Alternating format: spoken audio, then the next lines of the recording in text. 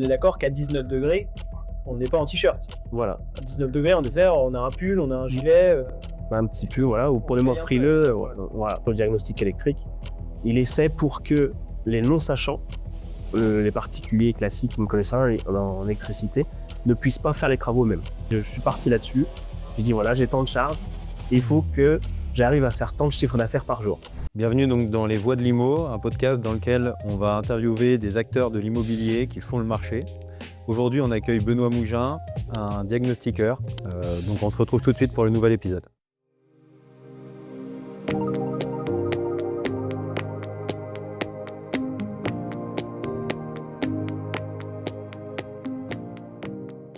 Bonjour à tous, du coup on est sur Les Voix de l'Immo, un podcast dans lequel on va creuser les techniques de l'immobilier avec des acteurs qui font le marché. Aujourd'hui on reçoit du coup Benoît Mougin, un diagnostiqueur.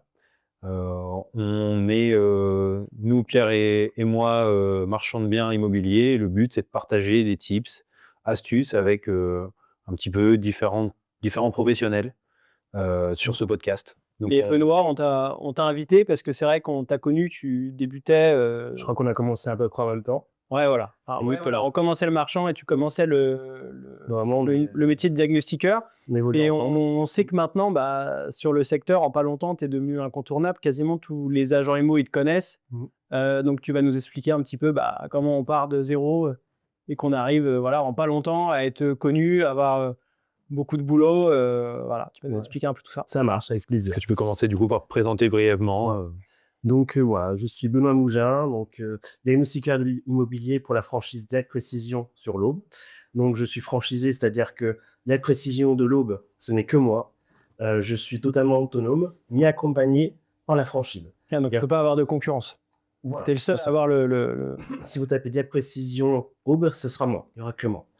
L'avantage, donc, c'est que je suis totalement autonome. C'est moi qui gère mon activité, je gère mes clients, je gère tout. Mais si j'ai besoin d'accompagnement, j'ai la franchise qui m'aide. Si j'ai une question technique, si j'ai une question c'est compliqué. Est-ce qu'il t'accompagne aussi par exemple sur le côté communication? Est-ce qu'il t'amène des clients ou est-ce que c'est simplement vraiment sur le métier de diagnostiqueur qui Il m'accompagne vraiment que sur la partie métier diagnostiqueur, partie technique. Après, on peut avoir des petits flyers, on va avoir des choses comme ça, on peut avoir des questions d'accompagnement que je peux leur poser. Ils vont m'aider. Voilà, il n'y a pas de. Voilà. Mais par contre, je gère mon activité en autonomie totale. Ok. Voilà. Tu bénéficies peut-être aussi du côté un peu sérieux peut-être de C'est ça. cette marque nationale. C'est Voilà. national. Voilà, on est une quarantaine à peu près Diag Précision en France et on se développe de plus en plus sur tout le marché français. Voilà. Est-ce que tu peux nous dire un petit peu plus concrètement ce que c'est que le métier de diagnostiqueur, à quoi vous servez et qu'est-ce que vous faites concrètement? Alors, en tant que diagnostiqueur, justement, on est là pour sécuriser en gros les transactions. C'est-à-dire que on va faire un état des lieux d'un bien avec des données bien précises. On va rechercher des choses vraiment bien précises. Par exemple, l'amiante, rechercher si c'est l'amiante ou pas. On va regarder sur l'électricité si le bien est en sécurité électrique. Donc, on appelle quand même, on a un état des lieux électriques. Pour le gaz, c'est la même chose. Voilà, on va faire des contrôles d'un point de vue réglementaire pour tout ce qui est bien immobilier. Comme ça, donc, le vendeur, il va savoir quel est son bien. Et c'est plutôt pour l'acheteur, finalement. Et l'acheteur, c'est exactement, on sait ce qu'il va acheter. Ouais. Donc, ça permet, lui, de se positionner et de voir exactement, il est performant énergétiquement, il est pas performant, il y a des anomalies, il y a beaucoup de travaux à faire pour l'électricité, il y a du plomb dans les vérifications, des choses comme ça. Voilà, ça permet vraiment de resituer bien au niveau de la sécurité et au niveau des consommations d'énergie. Un acheteur, par exemple, qui n'a pas de notion de travaux qui n'a pas de notion de travaux, en fait. C'est ça. Ou autre, il puisse, comme si c'était un expert, avoir toutes les infos et toutes les spécificités d'un bien. Est-ce que c'est, comme tu dis, isolé? Est-ce qu'il y a des anomalies électriques, etc. C'est ça. Pour qu'il achète en connaissance de cause et que un acheteur, j'en sais rien, je vais vous qualifier peut-être un petit peu bête, je vais aller à l'extrême. Oui. Un acheteur, un novice, C'est devant moi. Il ne se fasse pas avoir. Voilà, En tout cas, pas là-dessus. C'est ça. Voilà. Okay. On a des points de contrôle bien précis et qui permettent de resituer le bien. Et donc, le primo-accédant, lui qui connaît absolument rien dans l'immobilier, il aura quand même une vision un peu plus précise de son bien. Ouais, ok. Voilà. Bien sûr. Est-ce que tu as souvent des décalages entre... parce que j'imagine qu'il y a beaucoup de vendeurs qui ont des biens immobiliers, mais qui les connaissent très peu ou qui pensent les connaître, en tout cas, en disant bah, moi j'ai un bien qui est vraiment de qualité, qui est bien. Parce que des fois, tu peux avoir des problématiques là-dessus avec des décalages entre ce que toi tu vas dire d'un point de vue de tes diagnostics Oui. et la vision que les vendeurs ils vont avoir de leur bien immobilier. Surtout, oui, surtout sur les DPE. Parce que le DPE, en fait, on est sur un système qui va comparer les appartements, les biens immobiliers entre eux. Donc, des fois, il peut y avoir des gros décalages. Parce qu'on part sur un DPE, c'est un scénario de consommation. On va partir sur un chauffage à 19 degrés toute l'année, avec une semaine d'absence en hiver, chauffage température d'eau chaude de consigne à 55 degrés. Voilà, on a un scénario bien précis. Et si vous allez dans une maison que, je ne sais pas, on va avoir une personne âgée qui va chauffer à 28 degrés toute la nuit, on va avoir une explosion de la consommation réelle par rapport à l'estimation des DPE. Ouais, Mais ça va voir le contraire. Bon, ça, je pense qu'effectivement, c'est quelque chose qui arrive souvent. Parce que des gens qui chauffent à 19, je pense qu'il n'y en a pas. Non, Tu chauffes à 21, 22. En tout cas, ressenti, tu vois, si tu mets un thermomètre à hauteur d'homme, je pense qu'on est plutôt à 22. Donc, c'est vrai que maintenant, quand on reçoit la facture de gaz ou d'électricité et qu'il y en a pour X tous les mois, bah, la différence, je ne sais pas si tu peux le dire, entre 19 degrés et 22 degrés, l'écart de prix, c'est environ 7% par degré. 7% par degré. Ouais, 7% de plus de consommation par degré. Et ça se maintient jusque la courbe est. Que j'imagine que c'est un peu exponentiel, alors peut-être que ça augmente encore plus après, non? Après, pour les premiers degrés, oui, ça je peux le dire, il n'y a pas de souci. Au-dessus, je ne saurais pas dire. Ok. Jusqu'à 5-6 degrés, oui, on est au moins 7% par degré. Ouais, ok. Après, Donc ça peut aller très très vite. Quoi. Oui, c'est ça. Et puis pareil pour l'eau chaude. Je pense que si c'est 55 et que ton chauffe-eau il est réglé à 65, Voilà. bah, Et sur la consommation, s'il consomme tout le ballon des fois par jour, par exemple, ou s'il ne consomme pas du tout, voilà. Ouais. Il y a beaucoup de choses qui rentrent en ligne de compte. Il peut y avoir aussi, quand on a une maison par exemple, on a un poêle à granuler, on a un radiateur électrique, on a une pompe à chaleur, bah, suivant le mode de consommation des gens, la consommation du DPE peut être totalement différente. J'ai déjà eu le cas justement où la personne elle chauffait qu'avec le poêle à granuler, mais le poêle à granuler du coup n'était que dans une pièce. Et ça chauffait comme l'ensemble de la maison. Mais en renseignant le DPE, bah, on renseigne les radiateurs électriques dans toutes les pièces, on renseigne aussi les pompes à chaleur qui sont dans les autres pièces. Donc, le logiciel va prendre une estimation de consommation en fonction des éléments de bâti présents, en fonction des habitudes de consommation des gens. Donc, on peut avoir des décalages aussi comme ça. Oui, bien sûr.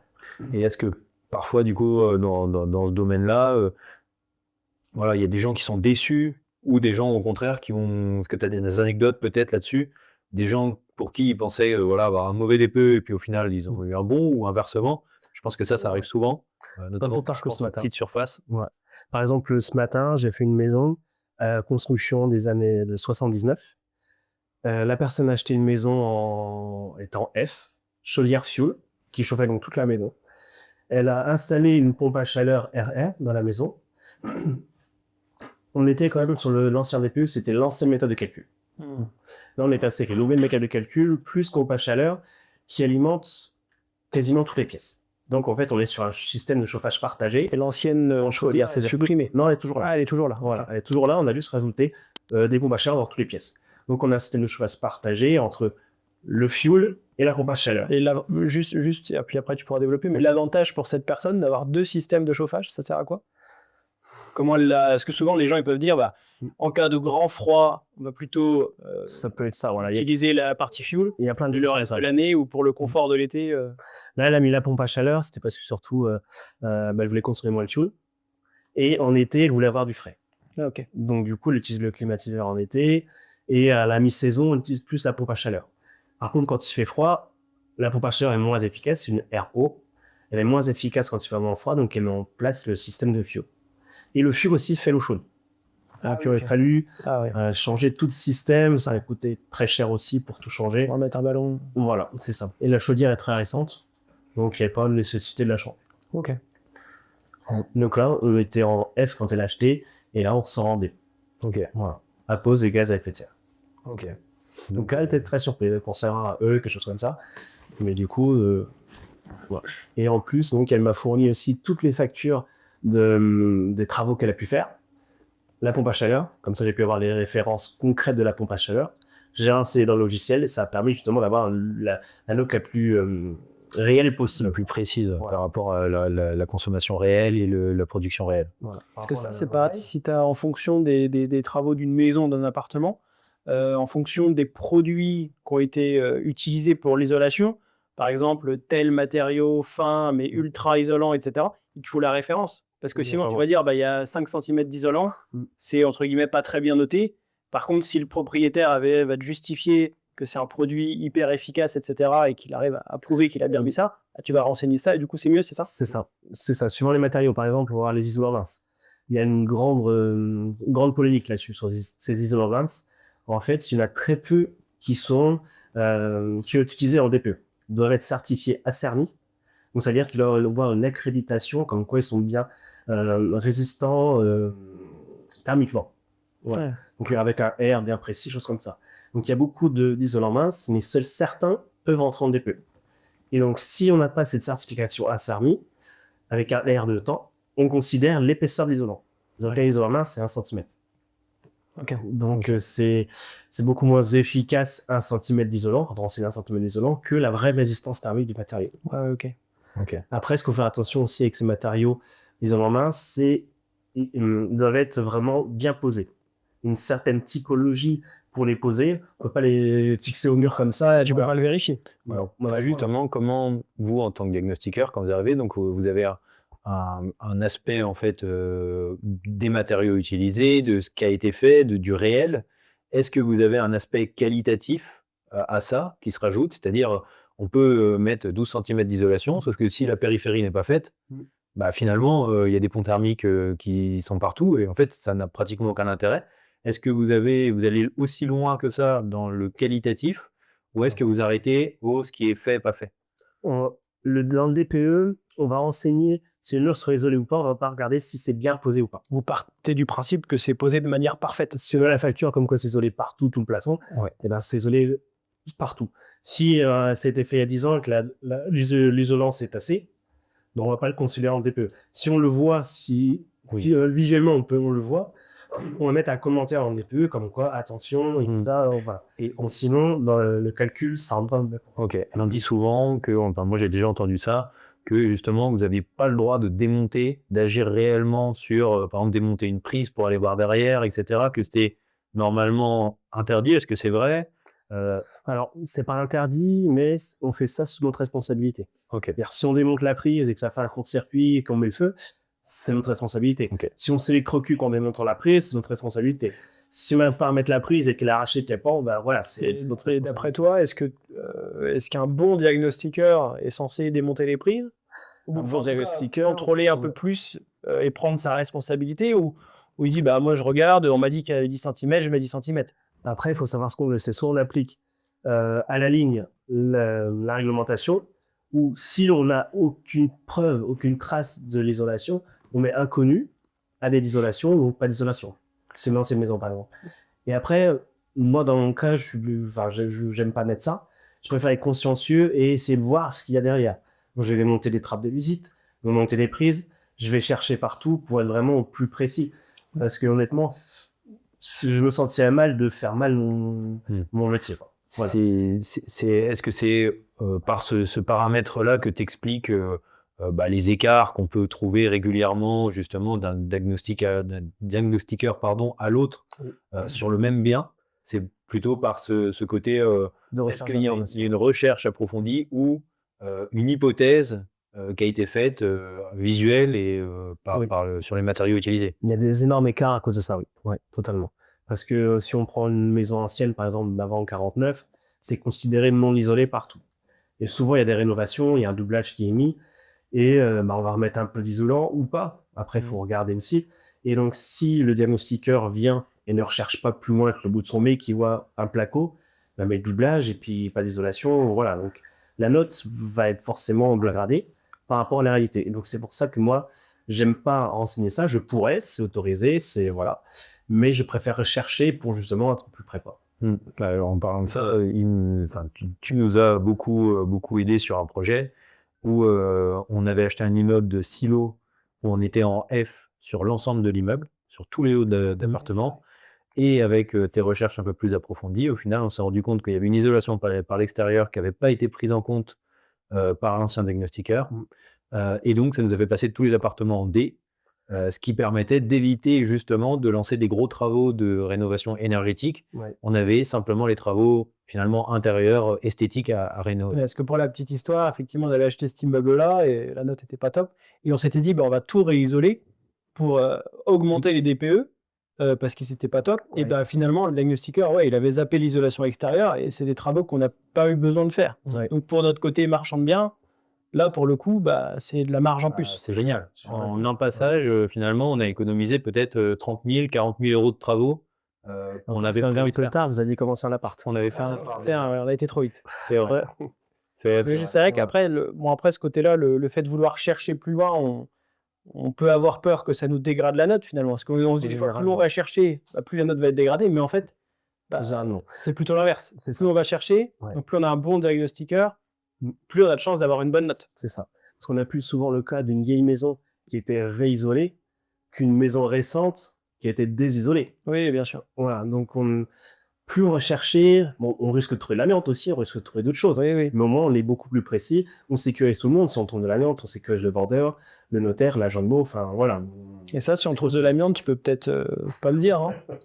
Comment si je le vois, non, je peux pas. Okay. C'est quoi les risques pour le vendeur? C'est quoi les risques pour toi? On engage notre responsabilité s'il y a de l'amiante derrière, quoi. Okay. Voilà, on doit, par exemple, pour l'amiante, on doit vraiment chercher partout et on doit renseigner chaque élément de bâti qu'on n'a pas pu voir, en fait. Comme par exemple, s'il y a une moquette au sol qui est bien collée, c'est impossible de voir en dessous, il faut le dire que le revêtement de sol est collé, impossibilité de voir en dessous s'il n'y a pas des lattes de sol, par exemple. Par contre, si on avait un diagnostic, donc ça c'est pour le diagnostic avant-vente. Par contre, nous en tant que professionnels, on fait souvent des travaux et donc on a besoin souvent d'un diagnostic amiante avant travaux. Là, vous allez faire des recherches plus approfondies. C'est ça. Là, on dégomme. On prend la masse et on y va. On tape dedans. Voilà. Parce que derrière, il va y avoir des travaux, donc ça va être refait. Exactement. Et là, pour le coup, nous, en tant que marchands, en tant que même investisseurs qui feraient faire des travaux, qui commanderaient les travaux, c'est de la responsabilité pénale, je crois, c'est ça. sur l'amiante. Et donc, ça peut être très risqué. C'est quelque chose qui n'est pas très connu, les diagnostics amiante avant travaux, et pourtant, ils sont obligatoires pratiquement pour tout type de travaux. Logiquement, dès qu'on sait quelque chose, qu'on touche en fait un peu au bâti, qu'on casse des murs, qu'on casse des cloisons, des choses comme ça, même une fenêtre, changer une fenêtre, logiquement, il faudrait faire le diagnostic amiante avant travaux. Mais personne ne le fait. Les amiantes avant travaux démolition qui vont être faits, c'est pour la démolition, où là, du coup, on va envoyer, la personne qui fait démolir envoie un rapport, du coup, à l'État, je sais plus, qui va vérifier tout ça, en fait, que tout est fait en conformité. Et juste pour revenir un petit coup sur les responsabilités, sur un particulier, par exemple, qui donnerait un petit billet au diagnostiqueur pour dire, tiens, l'amiante, tu le fais pas. Quels sont les risques et pour le particulier, et quels sont les risques pour le diagnostiqueur? Parce que nous, des fois, on voit des diags, on se dit, mais c'est pas possible. Il y a eu sûrement quelque chose, quoi. C'est soit il y a eu quelque chose, soit le diagnostiqueur est passé trop vite, il n'a pas regardé. Très vite, en courant même. Il n'a pas regardé du tout, quoi.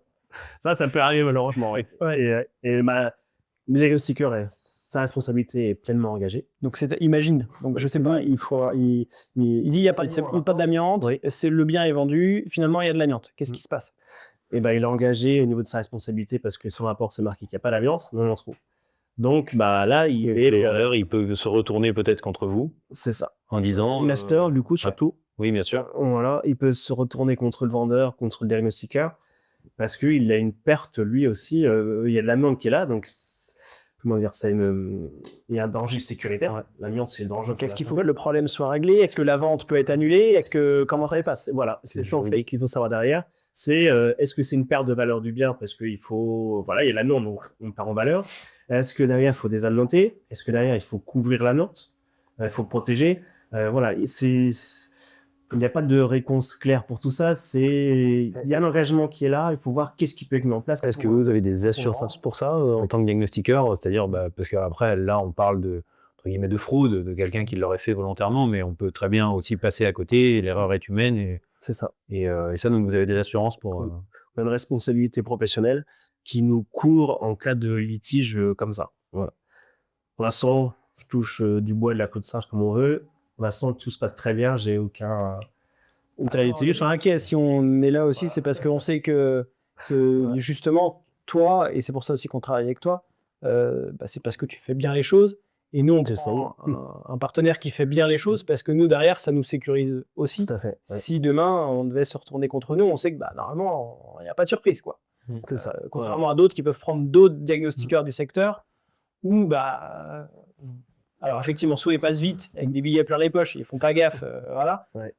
Mais bon, il y a quand même des fois des diagnostics, on se dit, attends, il n'y a pas d'isolation, il n'y a rien, on est en D, c'est quand même bizarre. Ouais, il y a un lit sourd, je crois. Ouais. Bon, après, on ne le saura jamais le fin mot de l'histoire.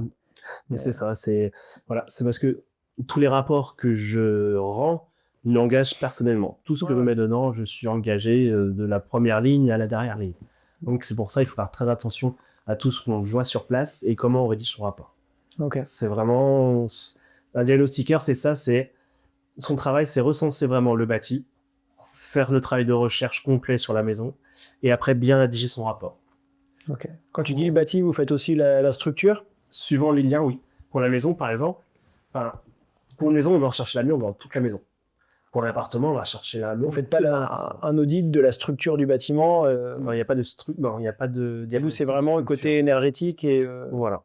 Si on rentre un peu après dans des aspects plus techniques de bâtiment ou dégradation de bâtiment, c'est plus dans l'audit énergétique. Où là, on va pousser le DPE beaucoup plus loin. On va donc chiffrer les travaux pour une maison, par exemple, qui est en E, F ou G. On va chiffrer les travaux pour aller dans A ou B. Donc, redis-nous un petit peu, l'audit énergétique, ça concerne quel bien? L'audit énergétique, c'est pour tout ce qui est bien en monopropriété, mis à l'avance, et dont le DPE est en E, F ou G. Donc, bien en monopropriété, ça peut être une maison, ça peut être un immeuble où il y a 2, 3, 4, 5... mais qui appartient à une seule personne. Voilà, c'est ça, où il n'y a pas de copro. Voilà. Et est-ce que là, il n'y a pas eu aussi où il va avoir des perspectives sur des audits aussi sur les copropriétés? J'ai entendu parler. Là, tout ce qui est les audits sont obligatoires. Il y a des calendriers pour tout ça, mais j'ai pas les. Ok, mais en tout cas, voilà, ça va s'enrichir en termes de. Il va y avoir des nouvelles contraintes à venir. C'est les PPT déjà, plan pluriannuel de travaux. Il y a plein de choses comme ça qui se mettent en place pour les copros. Ouais. Et les copros, tu as quand même le diagnostic des parties communes, je crois. Oui, c'est ça. Ok. Donc là, tu recherches quoi sur un diag de parties communes? Pour les parties communes, suivant l'année de construction, on va regarder, si c'est avant 97, on va chercher l'amiante. Et si c'est avant 1949, on va regarder le plan et l'amiante. Voilà, donc là, il n'y a pas de côté énergétique, c'est purement technique, quoi. Voilà, c'est ça. Pour les parties communes avec copro, c'est ça. Néanmoins, les parties communes, même si elles n'ont pas de côté DPE et énergétique, elles vont influer sur les appartements. Je sais qu'on avait déjà vu le cas ensemble. Si on a des parties communes chauffées, ça fait que pour chaque lot, finalement, on a un mur derrière avec une partie chauffée. C'est ça. Donc, de chauffer les parties communes, ça peut permettre de remonter potentiellement des DPE sur la totalité de la copro. C'est ça. Oui, il y a plein de choses à voir comme ça, tout à fait. Ouais. Mais chaque cas est particulier. Bien sûr. Et en gros, un appartement avec des murs qui donnent sur des locaux ou des parties non chauffées, donc soit sur l'extérieur, soit une partie commune non chauffée, ça dégrade la note. C'est ça. Si par contre, tu es mitoyen avec un autre appartement qui lui chauffe normalement, et en plus, ou pas des parties communes chauffées, si c'est chauffé, ça augmente aussi la note. C'est ça, parce qu'on a moins de déperdition de chaleur sur ces murs-là. Voilà. Okay. Un appartement qui va être en milieu d'étage, par exemple premier étage, avec un appartement en dessous, un appartement au-dessus, un appartement sur les côtés, partout, il aura une gamme meilleure note qu'un appartement qui est tout en haut, avec 3 murs donnant sur l'extérieur, le plafond donnant sur l'extérieur. Il sera bien mieux noté, même s'il est isolé. Ouais, même s'il est isolé. C'est-à-dire qu'un mur mitoyen chauffé est mieux noté qu'un mur vers l'extérieur bien isolé. Oui. Même si le premier n'est pas isolé. Parce que même s'il est isolé, il est quand même un petit peu déperditif. Bien sûr. Il y a toujours un petit peu de transfert de calories. Donc, il vaut mieux avoir un appartement enclavé pour la note énergétique, on est mieux. Okay. Après, ça entraîne d'autres soucis. Il faut avoir une bonne ventilation.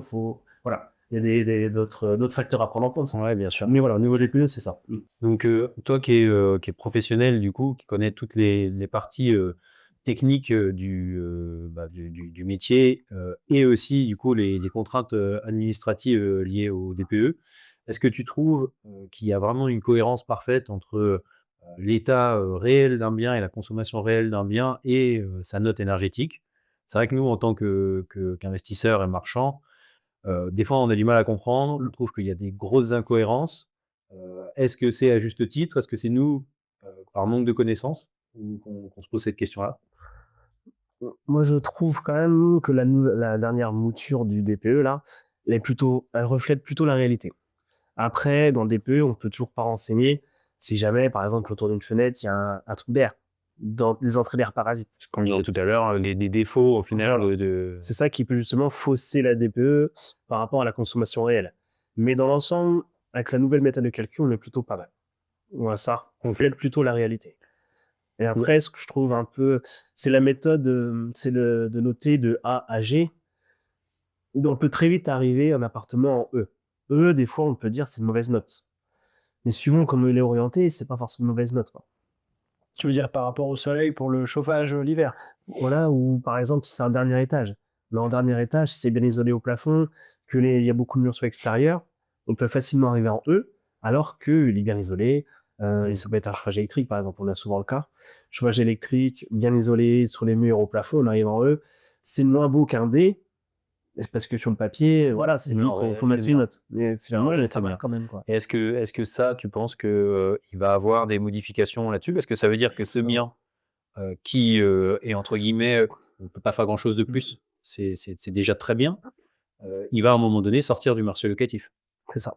Donc, faut qu'il y ait quelque chose qui se passe. Ouais, tu penses qu'il va avoir des ajustements sur cette partie où il y a C'est quand même c'est obligatoire. Il faudra qu'il y ait quelque chose, parce qu'il y a des appartements, par exemple en centre-ville, on est ou sur du E, on est très bien isolé, les fenêtres sont bonnes, sont récentes, on a un chauffage électrique, petit ballon d'eau chaude. Passer sur la pompe à chaleur, c'est compliqué, parce que il faut pouvoir mettre justement la pompe à chaleur quelque part. Même une unité monobloc, avoir 2 trous dans le mur, c'est pas forcément Façade, bah oui. voilà, dans la façade, voilà, avec les grilles de ventilation extérieure. Parce que quand on a du pan de bois comme ça, mettre une monobloc, des fois, ça peut dégrader la façade. Là, on est Ça peut écrouler, voilà. évidemment, c'est pareil. Si c'est à Paris, sur un bâtiment haussmannien, Voilà. il va falloir avoir des trous partout, ou alors C'est ça. des clims, C'est ça. des blocs par Et on est lié avec le côté urbanisme. Voilà. Parce qu'on a les exigences énergétiques liées au DPE et à la mise en location, C'est ça. mais on peut être bloqué sur la réalisation de ces travaux Oui. par l'urbanisme, et notamment en zone architecte des bâtiments de France, qui peuvent tout à fait nous dire bah non, vous ne touchez pas à la façade, vous ne posez rien sur la façade. Parce qu'au niveau des fenêtres, vous pouvez les changer, mais dans certaines limites. C'est ça. Voilà, on peut être bloqué. Voilà. J'ai eu le cas pour un appartement, des investisseurs qui achètent un appart, ils le refont propre, ils refont tout bien, tout beau. La note énergétique avec un radiateur électrique, là, on est en F. Sauf que on est dans une zone monument historique, donc à l'extérieur, on ne touche pas à la façade, on ne touche à rien du tout. C'est des belles hauteurs sous plafond, il y a des moulures à l'intérieur. Donc là, quand on est dans un centre-ville, chauffage électrique, il n'y a pas 36 solutions, il faut passer soit par l'isolation des murs. L'isolation des murs, on ne peut pas parce que c'est des moulures qui sont placées. Ah oui, ok, on peut le voir. Donc les bâtiments de France, on a dit non, vous ne touchez pas aux moulures. Ouais, Ou alors vous les retirez proprement et vous les remettez après le doublage. Ouais. Normalement, tu as le droit de faire si c'est pas destructif. C'est-à-dire que tu as le droit, par exemple, imaginons tu as un plafond magnifique, les abeilles ne peuvent pas t'empêcher de mettre un plafond, un faux plafond isolé. Par contre, tu n'as pas le droit de casser les anciennes. Tu as le droit de les recouvrir, pas de les casser. Dans l'idée, ce cas-là, je pense qu'il pourrait. Par contre, ça engendre un coût. En plus de ça, tu as acheté cet appart en général pour ses moulures et pour son charme. Donc, au final, une fois que tu as tout réisolé en placo, finalement, tu as un appart totalement classique. Voilà, c'est ça. Il faut recréer, mais ça coûte extrêmement cher. C'est vrai que c'est très compliqué dans l'ancien. On a aussi on en parlait tout à l'heure hors caméra, le fait au niveau des surfaces, où on a des grosses variations au niveau des DPE. C'est ça. Pourquoi une petite surface est mal dotée, même si c'est tout neuf, par rapport à une surface plus grande qui est moins bien isolée, mais qui a peut-être une meilleure note? C'est vrai qu'on a eu la problématique au début du lancement de la nouvelle mouture DPE, depuis le 1er juillet 2021. On avait toutes les petites surfaces très bien isolées qui étaient mal notées. J'ai fait des appartements en centre-ville, 10 mètres carrés, très bien isolés, on ne pouvait pas faire mieux, petit ballon d'eau chaude, ils étaient en G.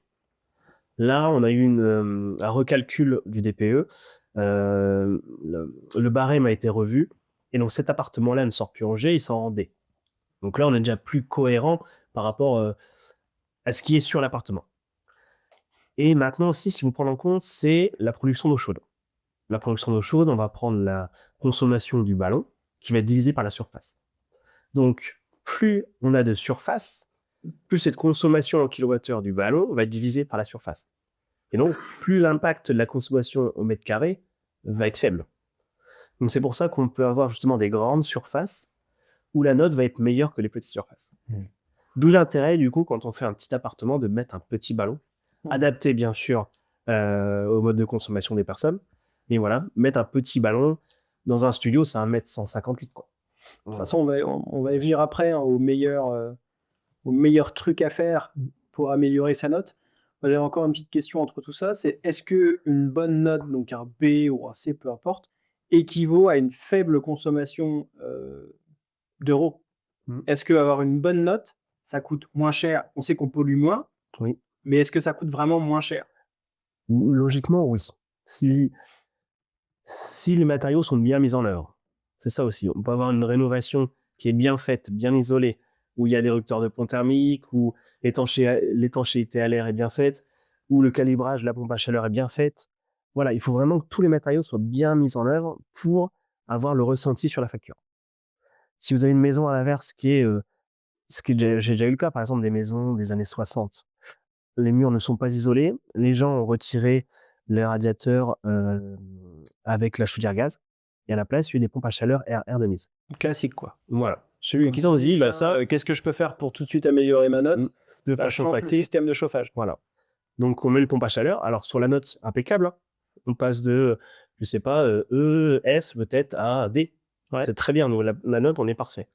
Le problème, c'est que la pompe à chaleur, il faut qu'elle soit adaptée au bâti. Si vous avez des murs qui ne sont pas isolés, donc des murs froids, et que vous chauffez avec une pompe à chaleur, on va avoir tendance à mettre la pompe à chaleur beaucoup plus fort parce que la pompe à chaleur chauffe l'air et donc on va avoir un ressenti de mur froid. Donc, si on se table vraiment sur le DPE avec un chauffage à 19 degrés, on pourrait être vraiment dans les consommations indiquées des DPE. Sauf que la chaleur ressentie ne va pas être du tout la même, donc on va monter la température. Et on va avoir une surconsommation parce que l'effet ressenti n'est pas le même du tout. Ok. Alors que si on avait un mur qui était isolé et qu'on mettait une pompe à chaleur, là oui, on consommerait beaucoup moins parce que le mur isolé, on ne sentirait pas le froid du mur. Donc on pousserait moins la pompe à chaleur. Ouais, et on est d'accord quand même aussi, petit rappel, moi quand j'étais petit, mon père il me disait écoute, si t'as froid, tu mets un pull, quoi. Voilà, c'est ça. Et on est d'accord qu'à 19 degrés, on n'est pas en t-shirt. Voilà. À 19 degrés, on disait on a un pull, on a un gilet. Un petit pull, voilà, ou pour les mains frieuses, voilà, c'est ça, exactement. Mais voilà, le scénario de consommation du DPE dit 19 degrés. Okay. Chacun après libre de faire ce qu'il veut, quoi. Voilà. Et est-ce que dans un DPE, par exemple, on peut faire une projection à chauffage 22, non. 21? Non, c'est 19. Voilà, c'est un mode de scénario, de calcul du scénario qui est comme ça, et on ne peut pas le changer. Ouais. Ok. Ça reste comme ça. Et est-ce que on se pose parfois la question de la question de la pompe à chaleur par rapport au radiateur électrique? Est-ce que la consommation réelle, donc pour le même appartement par exemple, qui était en radiateur électrique, qui passe en pompe à chaleur pour un chauffage notamment, enfin, juste à l'hiver sans prendre en compte la clim l'été, est-ce que réellement, de combien il peut espérer diviser sa facture en termes de pourcentage à peu près entre un radiateur électrique et une pompe à chaleur air? Là, je pourrais pas te dire de chiffre précis, mais c'est sûr, oui, la personne qui va installer une pompe à chaleur à place d'un radiateur va gagner, c'est sûr. Ouais. La consommation d'énergie va descendre. C'est de l'ordre de diviser par 2, c'est de l'ordre de quelques petits pourcentages, ou est-ce que c'est quand même significatif? C'est significatif, oui. C'est significatif. Ouais. Je ne pourrais pas dire le pourcentage parce que j'ai pas de chiffre d'études en tête, je veux pas dire de bêtises, mais la consommation, la baisse. C'était filmé. Ça passe sur Internet, voilà. Okay. Et non, vraiment, la consommation, elle baisse, ça c'est sûr. Voilà. Ok, super. Après, les pompes à chaleur, il faut que ça soit adapté à chaque bien. On a les pompes à chaleur ont toutes des puissances différentes, et donc il faut que l'installateur mette une pompe à chaleur adaptée, avec une puissance adaptée suivant le bien. Si vous avez une maison qui fait 150 m² ou un appartement qui fait 30 m², la puissance ne sera pas du tout la même. C'est très important de bien calibrer la pompe à chaleur pour éviter les surconsommations. Si la pompe à chaleur elle est bien calibrée par rapport à son volume de chauffe, on va avoir une consommation plutôt optimale. Donc là, on va vraiment avoir des grosses économies d'énergie. Par contre, si la pompe à la chaleur est sous-calibrée ou surcalibrée, elle va pas bien fonctionner et on va avoir des consommations d'énergie plus importantes. On est d'accord, là par exemple, on a fait un local il n'y a pas longtemps, un local qui n'est pas isolé. Oui. on a mis une pompe à chaleur qui est surdimensionnée par rapport au volume à chauffer, mais parce qu'elle n'est pas isolée. Donc, souvent, si on dit, je sais pas moi, 5 kg, une puissance de 5 kg, c'est pour 50 mètres carrés. Mais 50 mètres carrés bien isolés. On peut peut-être même descendre à 4 kg. Ça, après, pour rentrer dans le détail des calculs comme ça, j'ai pas les chiffres précis. C'est vraiment les chauffagistes qui ont vraiment leur méthode de calcul en fonction des types de murs, en fonction de la hauteur sous plafond, du volume de chaque pièce, la ventilation, en fonction de plein de choses. Et eux, ils vont vraiment calibrer la puissance en fonction de tout ça. Tout à fait. Mais vraiment, ça rappelle un professionnel bien sûr. On va acheter la première pompe à chaleur qui vient, on l'installe et puis c'est bon. On peut vraiment tout calculer. En parlant de ça, on disait tout à l'heure des intérêts et surtout l'utilisation de votre métier, plutôt sur les diagnostics obligatoires. Nous, en tant que marchands et même en tant qu'investisseurs, vous avez aussi une autre facette de votre métier qui peut être de vous appeler en amont d'un projet. Tout à fait. Notamment, je pense au DPE projeté, que nous, on utilise pratiquement tout le temps maintenant. Ça permet en fait de pouvoir sécuriser un projet dans le sens où on va voir avec un professionnel, encore une fois, en amont, pouvoir imaginer différents scénarios pour optimiser finalement le bien. Et comme on disait tout à l'heure, en fait, chaque bien est différent en fonction de son orientation, de sa typologie. Et donc, on va pouvoir adapter. Et souvent, en fait, ça va nous permettre de diviser le budget travaux de façon importante et de monter la note au maximum. Plutôt que de dire on va faire ces travaux et on fait à peu près toujours la même chose. Et après, on appelle le diagnostiqueur et surprise de la note qu'on va avoir. Est-ce que tu peux dire en gros ce que c'est qu'un DPE projeté DPE projeté, en fait, on va partir déjà du DPE existant. C'est-à-dire, j'arrive dans l'appartement, la maison, je fais le DPE, on sort, je sais pas, on va dire FG, on a une mauvaise note. Et donc, on souhaite faire des travaux énergétiques pour améliorer la note, arriver en C, D, suivant l'objectif de chacun, de l'investisseur. Et donc là, par rapport à ça, je vais orienter les travaux. Je leur dis, on va isoler ce pan-là, on va changer cette fenêtre-là, on va isoler le plafond. Si on fait ça, on passe de F à D. On veut plus, on va passer sur un petit ballon, par exemple, un petit ballon d'eau chaude. On peut mettre du thermodynamique, on va mettre un petit ballon thermodynamique. Ou c'est une maison, on veut avoir du confort pour l'hiver, pour l'été. On passe sur une pompe à chaleur. Voilà, on arrive en C, en B, voilà. Donc, le DPE projeté permet donc de savoir où on est dans le DPE et de projeter tous les travaux qu'on veut pour avoir la note que l'on veut. Et donc, on va vraiment bien situer chaque travaux. Et en même temps, ça permet de savoir donc où on va. On va avoir un chiffrage précis des travaux. Et on sait que si on fait ça, on sera telle note, il n'y aura pas de surprise à la fin. Et ça permet parfois d'économiser sur certaines choses.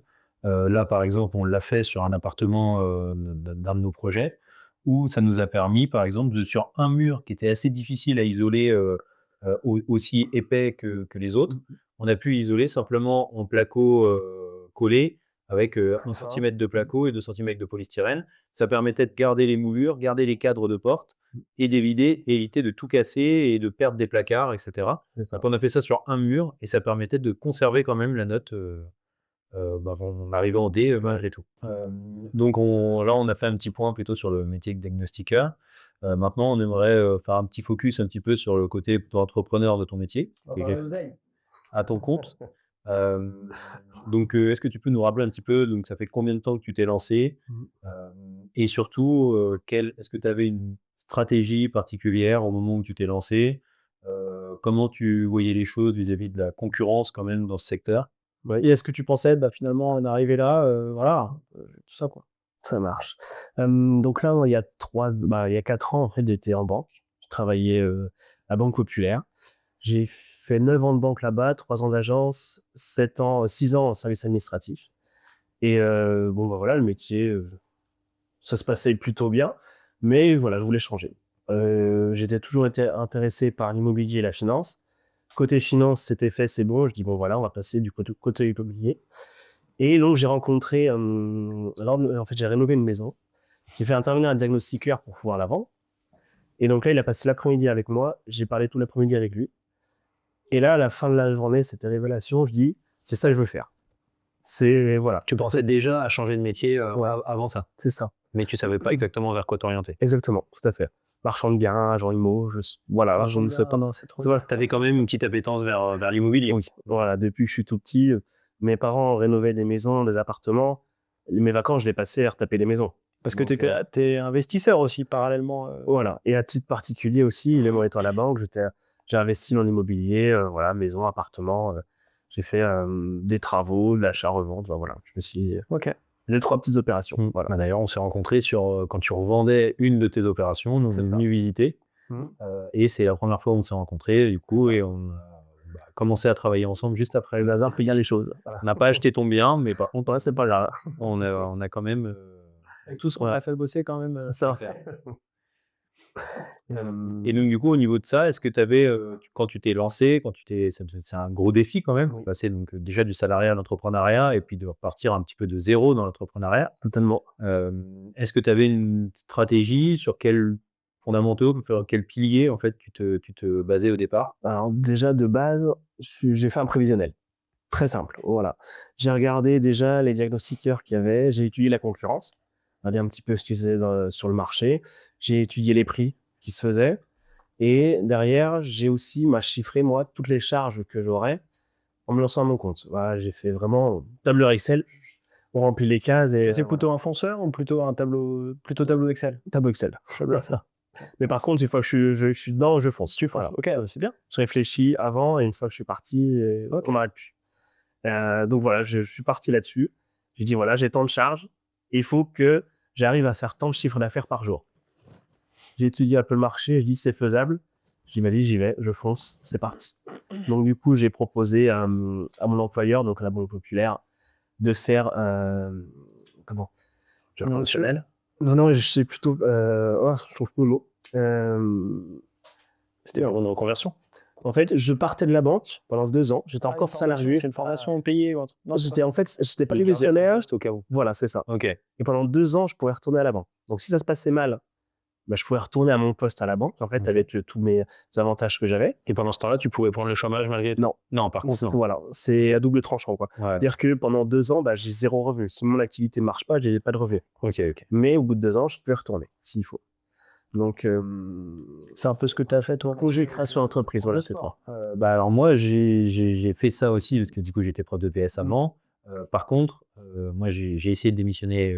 J'ai démissionné parce que j'ai pas pu avoir de rupture conventionnelle. Par contre, moi, du coup, j'ai été aidé par l'ACRE, Oui. du coup, l'aide à la création d'entreprise. Et donc là, j'ai bénéficié du chômage pendant 2 ans, Oui. pendant mes 2 premières années où du coup, j'ai pu travailler sur l'entreprise de marchand sans devoir me verser de salaire. Donc, c'est une autre façon d'accompagner. Moi, en gros, ça m'a sécurisé par le fait d'avoir du revenu pendant ces 2 ans de travail, que tu n'as pas a priori. C'est ça. Par contre, moi, quand j'ai démissionné, je perdais mon concours. Oui. Donc, du coup, je ne pouvais plus y retourner en tant que fonctionnaire. Tu repartais de zéro, quoi. Ouais. Et donc là, moi, du coup, voilà, j'ai retrouvé le mot, c'est un congé création d'entreprise. Ok. Voilà, c'est 1 an, conductible 1 an. Et au bout des 2 ans, soit j'y retourne, soit je démissionne. Et du coup, pendant ces 2 ans-là, j'ai 0 revenu. Donc, avant de me lancer, il faut savoir, faut avoir de l'épargne de côté. Parce que, faut vivre tous les jours. Ouais. Il y a la maison à payer, il y a l'enfant, il y a tout, il y a tout à payer, quoi. Et donc, j'avais mis assez de côté. J'ai dit, allez, j'y vais, je fonce. C'est parti. Et voilà, donc je suis parti de la Banque Populaire. Et puis après, pour me lancer, qu'est-ce que j'ai fait? J'ai fait du porte-à-porte. Voilà. J'ai fait le tour des agences immobilières. Je me suis pris beaucoup de portes, forcément. Voilà. Quand on arrive, J'ai dû aller prendre certaines portes voilà. au début. Puis finalement, quand tu as eu des recommandations où ils ont commencé à entendre parler de toi par d'autres personnes, ils t'ont peut-être rappelé par la suite. C'est ça, voilà. Tout à fait, il y a plusieurs agences que je suis allé voir comme ça. Forcément, ils ne vont pas venir avec le premier démarcheur. Voilà, faut le temps. Avec la confiance, ça vient tout seul, quoi. Je me souviens aussi qu'à l'époque, on s'est rencontrés, tu nous avais fait quelques missions Matterport. Oui. Est-ce que tu avais aussi cette vision de dire, je vais essayer de proposer des choses que d'autres ne proposent pas? C'est ça. Je veux dire. Est-ce que tu le fais encore? Oui, je le fais toujours. T'as de la demande sur ça? Un peu le demande, mais je le fais toujours. Je peux toujours le faire. On va acheter le matériel. Bon, il est là, voilà. Faut le rentabiliser maintenant. Là. Mais voilà, oui, je me suis lancé comme ça et je voulais me démarquer par rapport aux autres, justement grâce au Matterport. Ouais. Offrir la visite virtuelle aux agents IMO qui me recommanderaient. Est-ce que c'était une bonne idée? Très bonne idée. Super. Très, très bonne idée. Voilà. C'est comme ça que tu es rentré avec une offre un petit peu, ce qu'on appelle, nous, un lead magnet, un truc où dit un peu une offre irrésistible, quoi. Vous faites ça, attends, je vous fais ça, et mais tu rentres, C'est ça. dans la porte et ça te permet C'était le tout début, justement, un peu des visites virtuelles. Maintenant, c'est avec le téléphone, c'est un peu plus facile, mais là, voilà, j'ai vraiment le matériel de professionnel. Plein pour faire d'agences ça, quoi. 2025 qui font pas de visite virtuelle. Voilà. Donc, voilà, moi, je peux faire ça. En plus, et ça m'a beaucoup aidé pour me lancer. Donc d'après toi, si tu devais lister, je sais pas, les 2-3 facteurs qu'on fait que t'aies pu te passer de 0 à 1, comment tu... Bah, persévérance, déjà. Ouais. Ça, c'est, voilà, faut y aller, même si, il y a des jours, on a dit, je vais encore me prendre des râteaux toute la journée, là, c'est pas grave, on y va, et puis, on y va, on va rencontrer des gens. Faut rencontrer des gens, c'est ça aussi. Et maintenant, de tu fais plus rencontrer. de prospection, j'imagine. Non. Maintenant, on fait du tout. Maintenant, c'est que la recommandation. Ouais. Voilà. Ouais. J'ai tenté des choses sur Internet, des référencements en ligne, des demandes de contact en ligne. Ça, c'est bien au début pour se faire connaître, mais honnêtement, c'est pas rentable. Ouais, et puis il y a beaucoup de déchets, j'imagine. Ouais. Ceux qui viennent, c'est peut-être pas forcément les bons clients qui viennent. C'est négocier les prix, Ouais. c'est les prix râlés pas crête, c'est des choses comme ça. Ouais. C'est pas du qualitatif du tout. Ouais. Voilà. Autre Ça, point pour commencer à pour prendre lequel, autre point pour lequel nous on a aussi très rapidement et on aime travailler avec toi, c'est aussi ce qu'on disait tout à l'heure, donc tu as essayé de te différencier, voilà. Ta réactivité, parce que tu es avec nous, en tout cas, c'est une réactivité folle. J'essaye. Et encore, là, je rassure. et encore maintenant, alors même qu'encore au début, on peut dire, tu n'avais pas encore de travail, donc en fait, c'est un avantage presque normal d'être réactif, mais encore maintenant que tu as des agendas pleins, tu es encore très réactif. Je pense que ça, c'est un vrai facteur différenciant. Et le fait que tu ailles 500 heures dans ton métier et que tu fasses quelque chose de qualitatif, ça peut que amener des recommandations. Nous, c'est vrai qu'on te recommande tout le temps et je pense qu'en fait, quand tous nos clients sont les ambassadeurs finalement de son travail, C'est ça. très vite, en fait, on n'a plus besoin de faire de prospection. Le bouche-oreille va très vite, dans un sens comme dans l'autre. Donc, le bon bouche-oreille a fait son effet. Voilà, j'ai réussi à me faire connaître comme ça sur 3. Voilà. Et ça, maintenant, tu travailles... Pardon. vas-y. Tu travailles avec combien d'agences à toi? Parce que finalement, on dit les agences, mais Après, petit, tu vas aussi travailler avec le particulier. j'ai Le particulier qui t'appelle, mais aussi les agences qui, eux, rentrent beaucoup de biens, où il y a besoin de faire des diags. C'est les clients... un mix un peu entre les deux. Quoi. Mais majoritairement, c'est des agents IMO qui savent comment je fonctionne et qui vont donner mon numéro à leurs clients ou qui me donnent le numéro du client pour que je les appelle. Et Voilà. pourquoi est-ce que c'est parce que tu es sympa et réactif ou parce que tu les intéresses aussi sur... Ah non, pas l'intéressement, c'est interdit. C'est interdit. Ouais. Non, c'est parce que je suis réactif, je donne mes explications, j'accompagne, parce que sortir un diagnostic, c'est bien, mais derrière, il faut savoir l'expliquer. Ça, c'est important aussi. Expliquer pourquoi le DPE il est en telle note, expliquer pourquoi il y a des anomalies électriques, mais est-ce que c'est grave, pas grave? L'amiante aussi restituée dans son contexte, est-ce qu'il faut faire quelque chose? Voilà, c'est expliquer son rapport aussi, parce que c'est très important. Voilà, des fois, on peut voir un rapport amiante ou électrique, on voit anomalie, ça inquiète les gens, ils vont être tout de suite paniqués, alors qu'en fait, parfois, c'est juste une ampoule C'est un cible, on voit, et puis voilà, qui c'est est pas visible. grand-chose, c'est ça. Ouais. Et ça nous arrive très souvent. Et c'est vrai que parfois, un client qui n'a pas l'habitude, il peut être paniqué. Donc, c'est assez cependant des fois de ces diagnostics. C'est ça. C'est que, voilà, on peut vite faire peur aux gens. C'est ça. Et surtout, par exemple, pour le diagnostic électrique, il est fait pour que les non-sachants, les particuliers classiques qui ne connaissent rien en électricité, ne puissent pas faire les travaux eux-mêmes. C'est fait pour qu'un électricien, quelqu'un qui connaisse, un professionnel, puisse lire, ah oui, ok, ça, je vois, c'est ça. Il y a ça à faire, ok. Mais voilà, pour pas que, justement, pour limiter le risque d'électrocution et le risque... Stimuler un peu l'économie aussi, peut-être.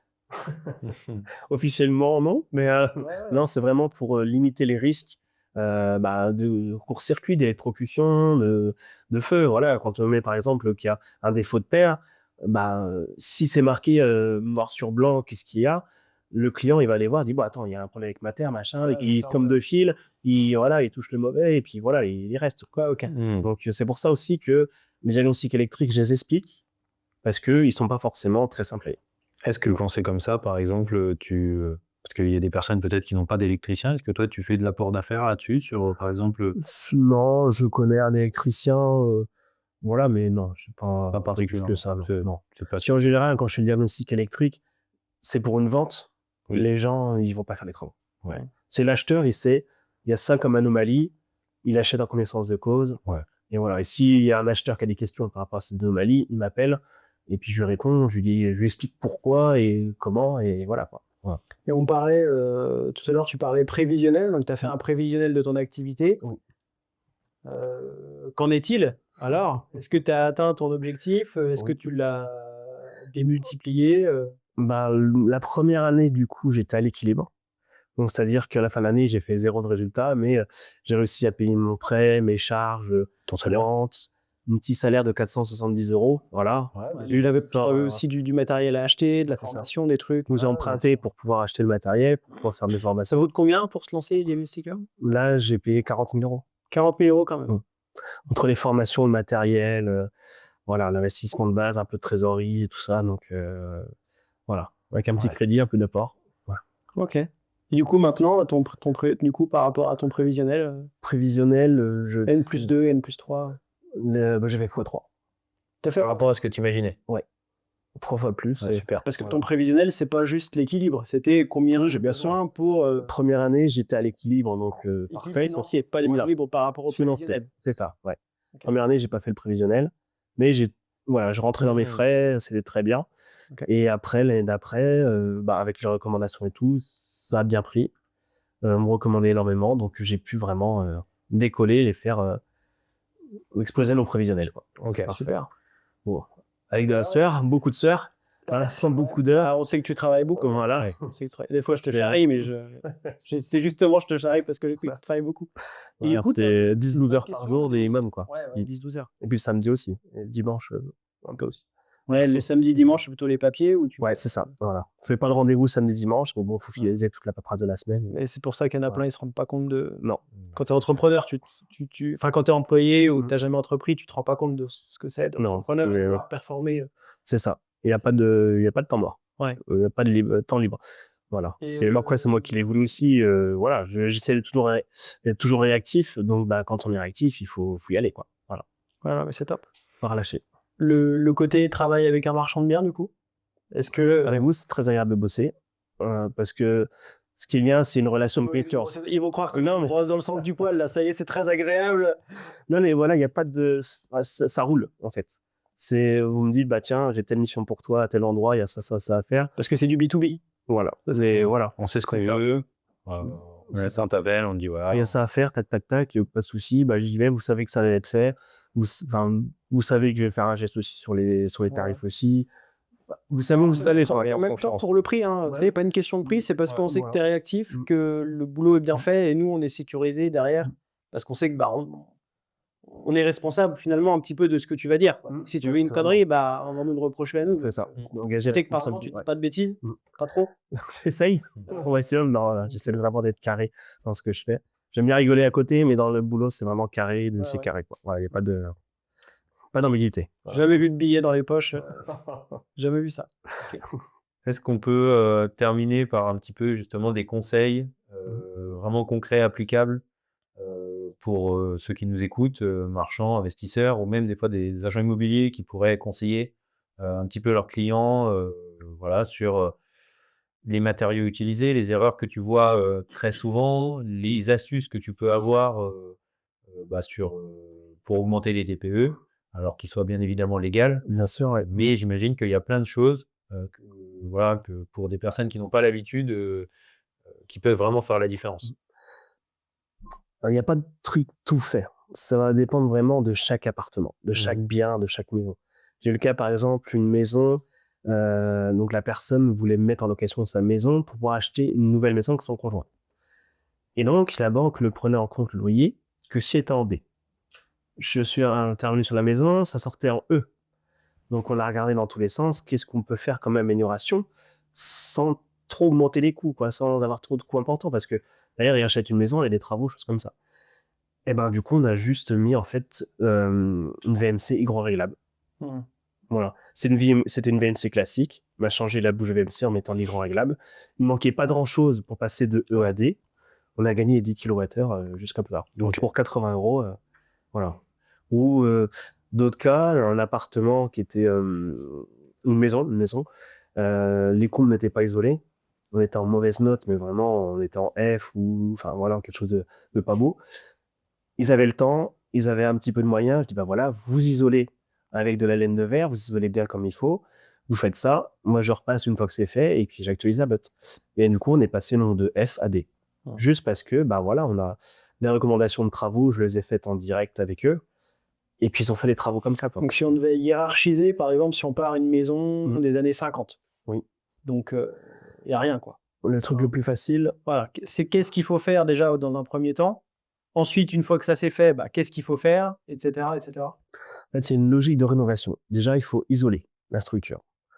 Donc, le premier truc à faire, déjà, c'est isoler le plafond. C'est ce qui est le plus déperditif. Donc, si on a un décompte non aménagé, c'est facile. Si on a un décompte aménagé, c'est un peu plus compliqué. Donc, ça coûte un peu plus cher. Mais c'est déjà le premier truc à faire.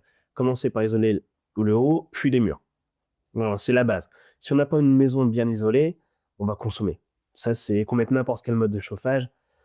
Il va y avoir une déperdition de chaleur, donc on va consommer beaucoup plus. Donc déjà, on isole bien. Ensuite, on peut passer par le changement des fenêtres. C'est un coût important, avec un gain énergétique pas forcément très intéressant, mais c'est le meilleur conseil si on veut bien rénover son bien. En termes de confort aussi. Voilà. Parce que si on passe du simple vitrage à du double vitrage, c'est un coût important, mais on a quand même un sacré confort en plus. Voilà. On gagne pas forcément beaucoup en note énergétique, mais on gagne en confort. Et c'est une logique de rénovation à déjà bien isoler toute la structure avant de changer le mode de chauffage. Ce qu'il faut penser aussi, c'est la ventilation. Ça, c'est quelque chose qu'on oublie assez régulièrement. On va souvent bien fermer entièrement la maison, on va isoler de partout, on va retirer toutes les bouches, on veut pas d'entrée d'air. Mais le problème, c'est que du coup, la maison, elle ne ventile plus, donc elle va être bien chauffée. Ça va condenser partout. Dès qu'on va avoir un petit poil froid quelque part, ça va condenser. Il va y avoir de la moisissure partout. On le voit très souvent dans les appartements où c'est isolé à l'intérieur, et il n'y a pas de ventilation, où les gens bouchent la ventilation, c'est moisi de partout. Non, mais ça, les locataires qui cassent les lames parce que ça fait du froid, ou qui mettent des chaussettes dans la ventilation. J'en vois tous les jours. Plastique chaude à 25 et dit je comprends pas, ça me coûte très cher. C'est ça. Ils bouchent les entrées des fenêtres aussi. Et un conseil, Et après ça moisit. Enfin bref. Un conseil d'utilisation très simple, aérer régulièrement son bien. Je fais pas le truc de l'État pour le Covid, hein, non, c'est vraiment pour entretenir son bien, il faut l'aérer régulièrement. En fait, une fois par jour, peut-être 5 minutes, même pas. Renouveler l'air un bon petit coup.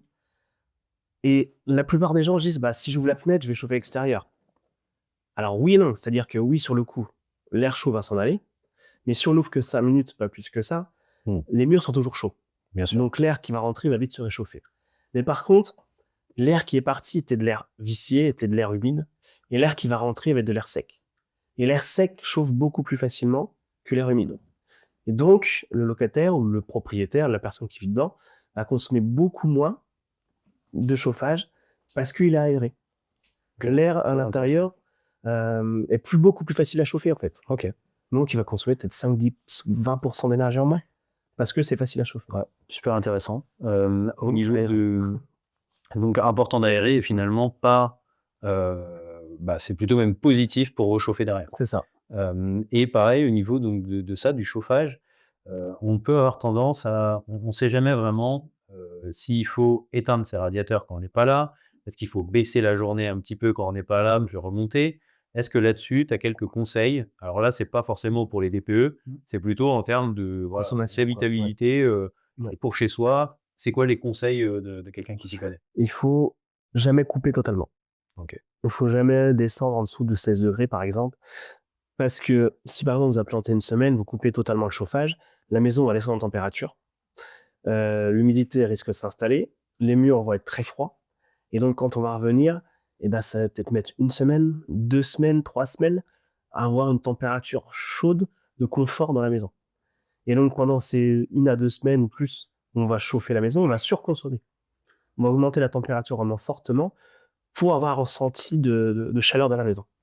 Alors que si on reste à 16 degrés, 16 degrés, ça ne consomme pas beaucoup au final. L'extérieur, la différence de température avec l'extérieur n'est pas énorme. On ne va pas chauffer grand-chose. Mais si on s'attend une semaine qu'on chauffe à 16 degrés, c'est parfait.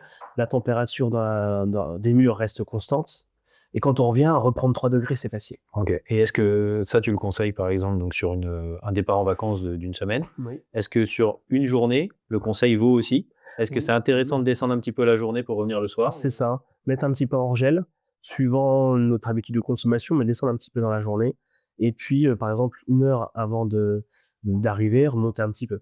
Remettre ta température justement constante. Voilà, mais pas descendre trop non plus. Ok. Voilà. Et Ce qui est pas mal, c'est par exemple pour les poêles à granulés, ça c'est très efficace. Mettre une petite température à 16 degrés toute la journée quand il n'y a personne. Et puis, 1 heure avant d'arriver le soir, remettre à température ambiante et il y a une grosse baisse de consommation. Ouais.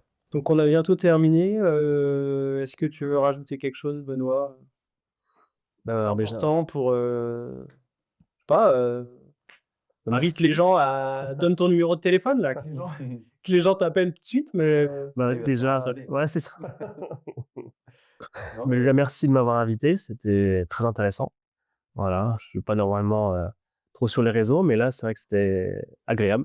Bon, en tout cas, c'était très intéressant. Merci, je même pense, nous, pour- franchement, on a appris plein de trucs. Ouais, c'est clair. Je pense que c'est ça, l'éditeur va apprendre aussi beaucoup de Moi, choses. j'espère aussi. On va aussi peut-être redonner dans la description ton contact, etc. Donc, hésiter pour à m'appeler. peut-être ton secteur d'activité jusqu'où Je fais parlais. toute l'aube. Toute l'aube. Ouais, Ok, sans très bien. souci. Ouais.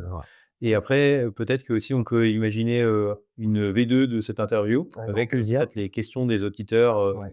un peu plus précises ou voilà, on pourra approfondir d'autres sujets. C'est vrai qu'une heure et quelques, ça passe quand même vite. Oui. Donc n'hésitez pas à poser vos questions en commentaire et puis J'en reviendrai avec plaisir. y aurait deux pour Ça aller marche. plus loin sur d'autres sujets. Donc là, Avec tu es grand plaisir. disponible sur Facebook, tu as Chez Facebook, soit Benoît Mougin, soit Diac Précision 10. Ok. Voilà, vous pouvez me contacter là ou par téléphone, c'est le plus simple. Ok, bon, on mettra ton numéro de téléphone, en tout cas ton contact ou ton mail. Oui, ouais, tout à fait. Ouais, avec plaisir. Et voilà, s'il y a des questions, il ne faut pas hésiter.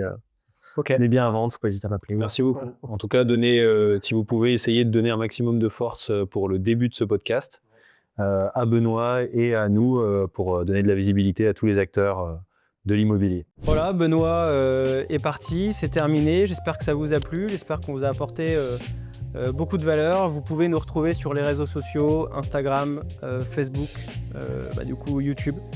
Et on espère vous revoir très vite pour un prochain épisode.